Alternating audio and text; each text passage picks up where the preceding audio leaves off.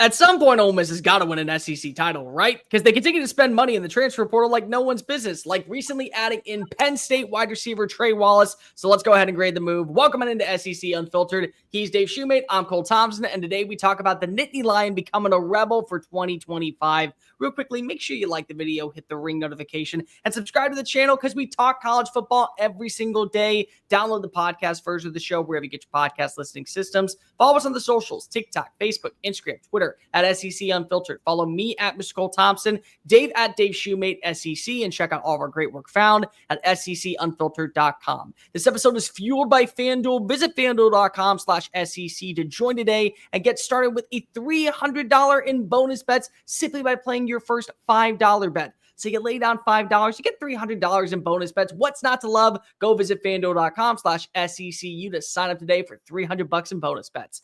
Dave, at some point, it's got to hit. Like at some point, Lane Kiffin's got to be able to get this team into the college football playoff and making some noise. Because once again, Trey Wallace, Harrison Wallace, whatever you want to call him, he had offers from Texas A&M. He was going to go visit South Carolina. Now he's locked into the Rebels. Now he's locked into hotty toddy country. This is going to be another top 5 recruiting class. Top 5 transfer portal class. At some point, it's got to hit. And this guy has the potential to be the Trey Harris, the new X Factor, the go-to dude for Austin Simmons in 2025. Led the Nittany Lions in receiving yards last year, 4 touchdown receptions, breakout year en route to go into a college football playoff. Comes with that experience, comes with that championship caliber pedigree. Is this the one that's really going to hit is my ultimate question here. Because at some point, if it doesn't work with Jackson Dart, it doesn't work with a lot of these players, you're going to start to wonder, when will it all come together? Yeah, I like this take. I think it kind of tries to replace what Trey Harris was supposed to be this year a little bit. And again, when he played, he was healthy. You saw a really good receiver. You want that big X on the outside. I think this is what Trey Wallace can be. I think this is what Ole Miss expects him to be. You go back and watch the film. He wins it the first, second, and intermediate level. You don't really see him just take the top off the defense, but he averaged like 17.5 yards per catch. I think so. He gets a bunch of yards after the catch, but it's not just running by people. But I think Lane Kiffin, that's what he wants to win with, like catch and stride. And I think Austin Simmons, add him a piece. I think he has a higher upside. Bear, I think you'll admit this. I know we're both Jackson Dart fans, but I think he even has a higher upside than Jackson Dart is. So I'm fired up about him heading into the season, not playing baseball anymore, just focusing on football in the spring. I think this addition with Trey Wallace will be big. The potential's there. Will it amount? I don't know. I don't know if we're all ready to say that, but I think you got to like the take. Talk to some people in the industry. They thought Ole Miss may have overpaid here, but I think sometimes, dude, like when you're trying to find that wide receiver one, like they're potentially trying to find this year. Again, they added some portal pieces. They got Caden Lee back. They got Caden Lee back, who produced this past year. You're right. They have a whole group of wide receivers they brought in that are good portal additions. I think they may have overpaid here. Teams like South Carolina may have backed off a little bit that allowed Ole Miss to get this, but give them credit. They need that wide receiver one. This kid may have a little bit more production than Trey Harris had this past year, just due to if he can potentially stay healthy here. So I like the take. Number one, I think it's a really good fit for the offense. I actually think that this is a really strong fit for what wasn't being run in Andy Kolenicki's system out in State College. And this was a dude that had over 700 receiving yards this past season. So there's proven production there. There's ability to take away games and take over as an X factor on the outside. 15.7 yards per catch. Nobody's going to complain about that. And he's a veteran. He's somebody that comes on in with 21 starts, 39 games under his belt. Number two, you hurt other teams in the SEC that could be in your path to going to Atlanta. Texas A&M was going to go after him. Not anymore. South Carolina. If you had to pay for him, and it ended up being a little bit of an overpay, but he ends up having over 1,000 receiving yards and becoming a second-team All-SEC player, nobody is going to be griping about that in the slightest by the end of the year. He's going to be worth the price. You had to get players to come on in and replace Trey Harris and Jordan Watkins. And look at the names that you're bringing on in. Traylon Ray, Deuce Alexander, Caleb Odom, Dejon Stribling. You also have Caleb Cunningham, Winston Watkins, Dylan Alfred, Samari Reed. You also still have Caden Lee. This is a dude that can be that number one. And so if that's what it comes down to, you're content with that. You needed a veteran inside the huddle. So it's a good fit for the offense. It's hurting other teams. And the final point, you got a guy that's been the number one before. He can be a number one down at Oxford. And if it doesn't pan out, you want to know why it probably doesn't? Because somebody else stepped on up, which again, you're swinging into a field to just hit something. That's all you're trying to do at this point. You're losing your top two guys. Whatever ends up coming back and hitting you in the face, you're content with. Nobody's ever going to complain. I'm sorry, I didn't unmute myself. No, you're 100% right, Bear. I mean, I think across the board, they've done a phenomenal job upgrading that whole wide receiver room here. One of these guys is going to hit. Is it going to be Trey Wallace? I don't know. I would lean towards yes, he's probably in that top 3 right now because I think they're going to force feed him somewhat to the rock at times, like Lane Kiffin likes to do, that X spot. It's to be determined, but I do still like a lot of the weapons the Rebs have on the outside. I think this is a big addition to that across the board. A lot of unknown outside of our guy, Caden Lee, and I think he could step up, but maybe not as a true number 1, but could be at number 2, number 3 guys. Sprinkle in some guys here, like our guy like Trey Wallace here. And I like the kid you mentioned, the dribbling kid they brought in from Oklahoma State. He could be a big addition as well. So overall, Ole Miss continues each year now.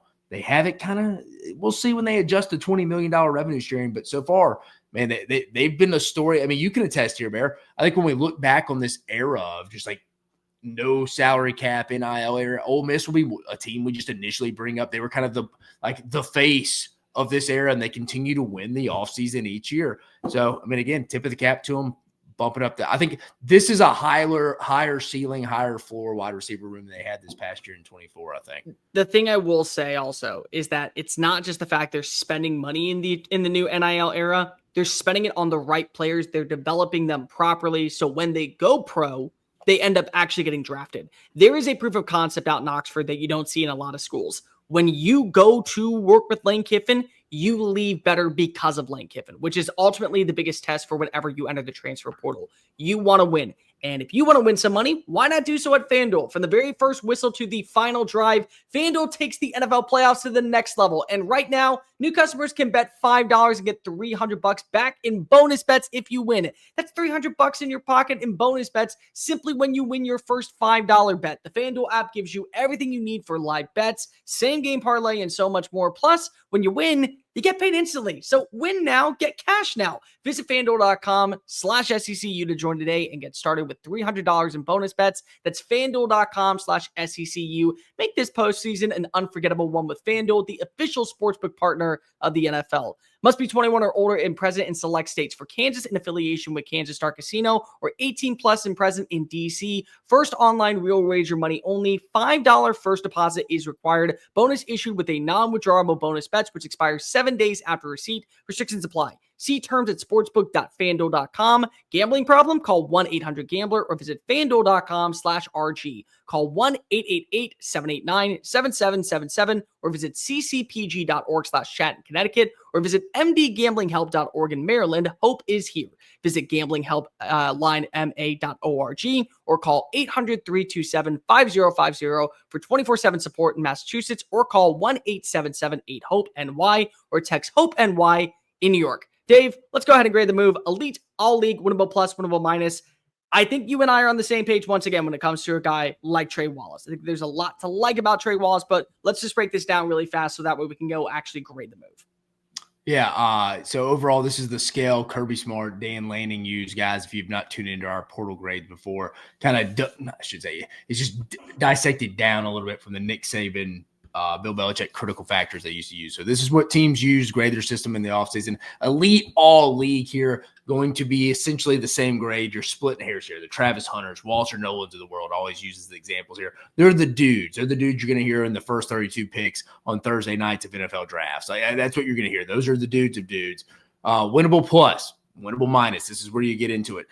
Winnable plus, you're winning because of, if you can have 50 to about 70% of your roster be winnable plus when you're grading them twice a year, like most staffs should, or at least the good staffs do, then you're going to have a championship playoff contending roster. Winnable minus, don't get upset about the minus.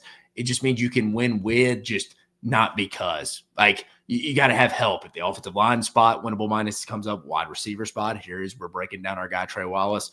And then also like the defensive line rotation, stuff like that. That's where running backs gets mixed in like that. Here, though, Bear, I'm going to go with our guy Trey Wallace. I'm more fired. The way my description, if I was writing it out like a former personnel guy would be, the description you'd read, you'd be like, man, he's really jacked on this guy. And I am. I think the upside's through the roof. But from what I know right now, I'm high on Austin Simmons. I think he's got a higher ceiling than even Jackson Dart, an all-time great Ole Miss Rebel. But I just don't know yet to give it a winnable plus. So I'm going to go winnable minus. So I'm excited for the take. I think there's some other circumstances outside of his control that are going to have to go be successful, take it to the next step for him to have success too. And we just don't know that yet. So that's why I'm at a winnable minus. I think it could move up to a winnable plus. So I'm more excited in my description evaluation of him, but actual grade from what I know, winnable minus. I was going to go winnable minus. And then I remembered that Lane Kiffin earlier today decided to troll South Carolina after it was announced that he had committed to Ole Miss because if he said that they're no longer going to South Carolina. So if you're going to go ahead and troll an entire organization, you're going to troll a program that's coming to Oxford, he better be a winnable plus. He's a winnable plus for me. This has to be your number one guy, at least at the start of the year. Proven production, exceptional reps underneath his belt over the last 3 years. Here's going to be the ultimate question that I have, Dave. What was the problem? Was it the play calling underneath Mike Urich, underneath Andy Kolenicki? Was it inconsistent quarterback play from Drew Aller, from Sean Clifford? Was it just a not good fit in the style of offense that they want to run because of the cold weather? What was it that never allowed a guy like Trey Wallace to blossom, to turn into a former four-star phenom that many people believed? Because for a while, we've seen Penn State actually punch out quality wide receiver talent. And then over the last 5 years, it's taken a step back. But yet when you watch them go elsewhere, they immediately flourish. Keandre Lambert-Smith is a perfect example of this last season down in Auburn, nearly 1,000 yards. So I feel like that with Trey Wallace, veteran experience, the alpha in the room, guy can say, I've already led a team to a college football playoff, caught 7 balls for 85 yards in the postseason. I got my team to the semifinals. And a coach is already trolling another program. Dude, I am him. So I got to believe that he is going to be a winnable plus from the get-go. I have to believe that along with Austin Simmons and Caden Lee, this is going to be the new trio that you build your team around. He's from Pike Road, Alabama, the same place as Quinshon Judkins' former teammate in high school. I feel like that if you're bringing him to Oxford, you're bringing him in because if you think that he can be that difference maker. And I want to see him be that difference maker. In fact, for my money, he kind of has to be that difference maker because at some point, it's just, again, we talk about with the guys such as Hugh Freeze, you're going into the recruiting and you're bringing in all of these 5-star phenoms. Yeah, the pantry's loaded, but if you don't eat it all, guess what? It spoils. It's the same thing with spending all this money in NIL. At some point, it's got to hit and you got to be able to punch your ticket to the playoff. Ole Miss would have been the most dangerous team in the playoff for my money if they would have made it to the dozen dance. But now you have got to start actually living up to those expectations. There's a standard in Oxford. 10 wins is at least the bare minimum. And it also ends with a college football playoff appearance. So Trey Wallace has got to be that guy from the get-go, along with Caden Lee, along with some younger talent. I think that he can be that guy. But if your coach is trolling somebody already, it has to be a winnable plus. Bear, I like how you're factoring in social media and the eval there. The confidence of the head coach, how he tweets, baby. That moved it up about. That has to move it up. That was a plus minus difference for you there, man. That has to be, right? But what is that? Was a difference. Hey, that was the difference between summer school and you had off all summer, man. What about you guys? What do you think? Lane Kiffin trolling South Carolina. Is that your new wide receiver number one? Let us know in the comment section down below. Make sure that you like, review, and hit subscribe because we talk college football every single day. Download the podcast version of the show wherever you get your podcast listening systems. Follow Dave at Mock 10 Sports, me at Mr. Cole Thompson, and check out all of our great work found at SECUnfiltered.com. For Dave Shumate, I'm Cole Thompson. Rebels, you got yourself a wide receiver one. He has to kind of be because Lane Kiffin's trolling South Carolina with it. Peace.